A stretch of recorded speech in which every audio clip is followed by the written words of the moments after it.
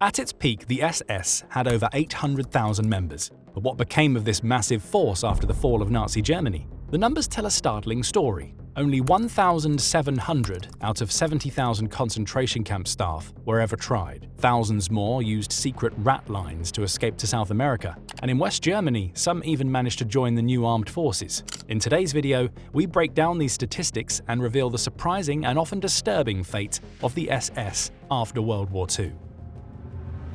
After the war, many SS soldiers, realizing they would face severe punishment, attempted to blend in with regular Wehrmacht troops, disguising themselves as ordinary soldiers. But the Allies knew who they were looking for. Even the SS's infamous leader Heinrich Himmler tried to escape justice. Dressed as a low-ranking officer, he was captured by the British. When his true identity was revealed, he swallowed a cyanide capsule, choosing death over trial. For those who couldn't escape, justice awaited. The Nuremberg Trials became the focal point for addressing the atrocities committed during the war. The prosecution wanted the SS declared a criminal organization, making membership alone a crime. This meant every SS member could be held responsible for Nazi atrocities. The SS, under the leadership of Heinrich Himmler, was responsible for implementing Nazi racial policies and overseeing the concentration camps. With approximately 800,000 members at its peak, the SS had been responsible for some of the most heinous crimes in human history. From operating death camps to carrying out mass executions, the SS left a lasting mark of terror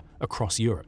Among the high-ranking SS officials who stood trial at Nuremberg was Ernst Kaltenbrunner, the highest-ranking SS leader to face justice after Heinrich Himmler's death. Kaltenbrunner, who had been the chief of the Reich Main Security Office, found himself confronted with evidence of his involvement in numerous war crimes and crimes against humanity. His testimony provided chilling insights into the inner workings of the SS. The challenges in prosecuting such a large number of individuals were immense. The sheer volume of evidence, the need for extensive translation services, and the complexities of international law all contributed to the difficulty of the proceedings. Moreover, many SS members had already fled, died, or gone into hiding, making it impossible to bring them to justice. As the trials progressed, the verdicts and sentences for SS members at Nuremberg varied. Some, like Kaltenbrunner, were found guilty and sentenced to death by hanging. Others received lengthy prison sentences, while a few were acquitted due to lack of evidence or mitigating circumstances. However, the Nuremberg trials only addressed a small portion of the SS membership. The vast majority of SS members were not present in that courtroom.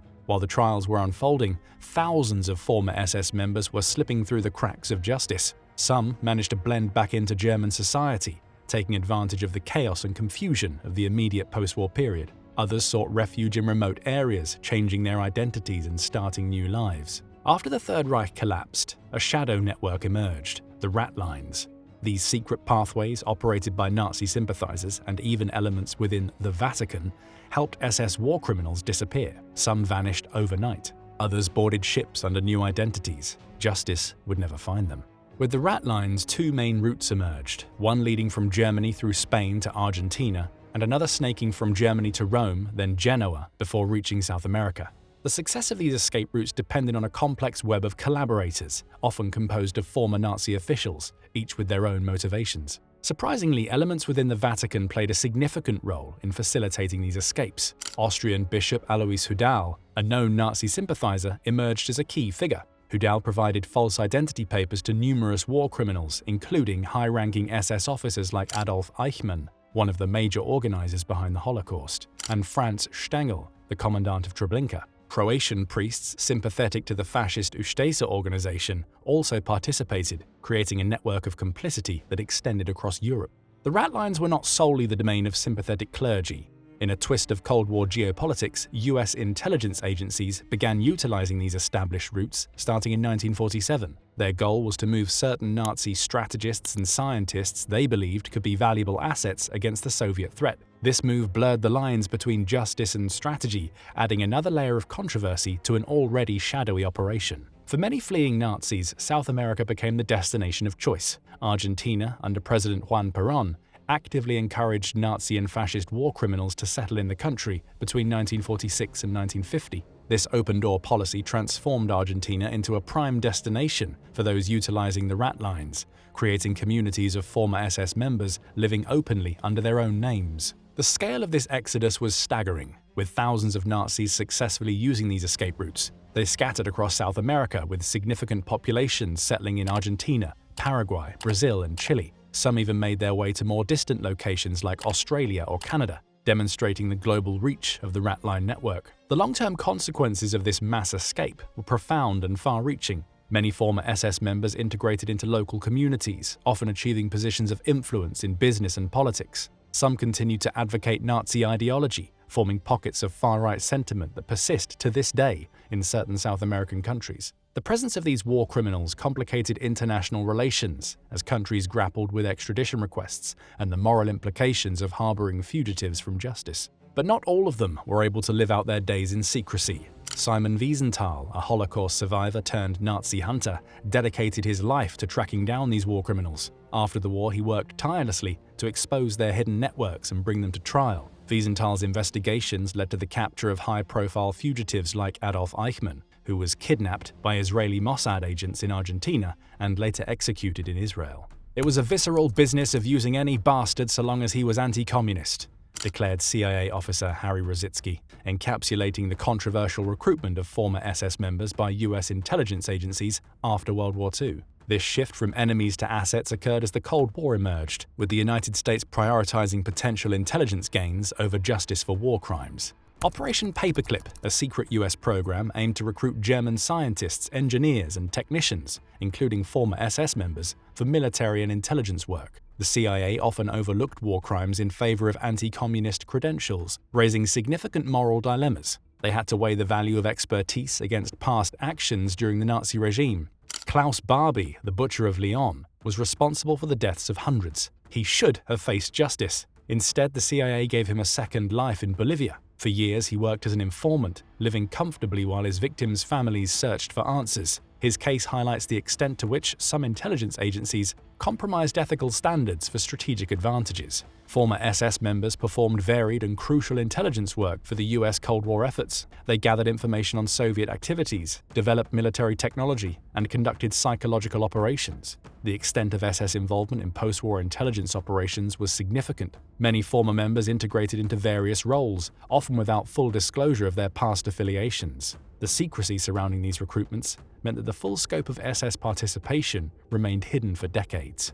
The recruitment of former SS members had far-reaching consequences. It provided the United States with valuable intelligence and technical expertise for Cold War efforts, but it also allowed individuals who had committed serious war crimes to escape justice and potentially continue to influence world events. This strategy had implications for the denazification process in Germany, raising many questions about the true commitment to accountability in the aftermath of World War II. The process of denazification, initiated by the Allied powers, aimed to purge Nazi influence from German life. However, the reality of post-war reconstruction often clashed with these ideals. Many former SS members found ways to reintegrate, raising complex questions about accountability and national identity. A heated topic of debate was the decision to give military pensions to former SS members. Many received benefits similar to Wehrmacht veterans, sparking public outrage. Critics argue that individuals from an organization declared criminal at the Nuremberg Trials should not receive state benefits. By the 1950s, an estimated 250,000 former Waffen-SS veterans lived in West Germany,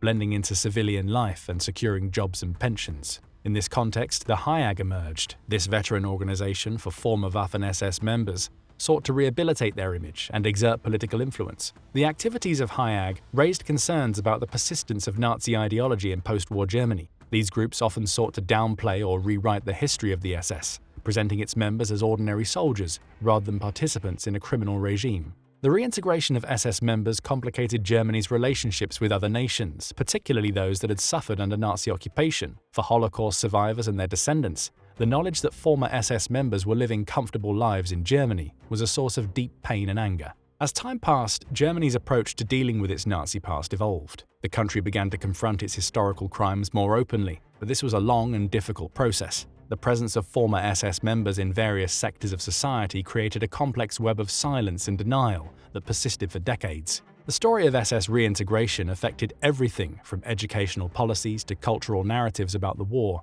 It may have contributed to the slow pace of prosecutions for Nazi-era crimes in the immediate post-war decades and delayed honest discussions about the Nazi era. Even in the 2010s, efforts to bring former SS members to justice continued. Cases like that of John de Manyuk, convicted in 2011 for his role as a concentration camp guard, set a legal precedent that allowed prosecutors to charge individuals for their involvement in Nazi crimes, without direct evidence of specific killings. Other elderly ex-SS personnel such as Oskar Groening, the bookkeeper of Auschwitz, and Bruno Day, a former concentration camp guard, were also tried and convicted, proving that accountability for war crimes was not bound by time. These late prosecutions demonstrated Germany's ongoing commitment to confronting its past, even as the number of surviving perpetrators dwindled. The legacy of the SS remains a haunting reminder of unfinished justice. Some were tried, others vanished, and many lived in plain sight. Could more have been done to hold them accountable? Did the Cold War allow criminals to slip away? And just how many escaped justice altogether? The truth is still unsettling.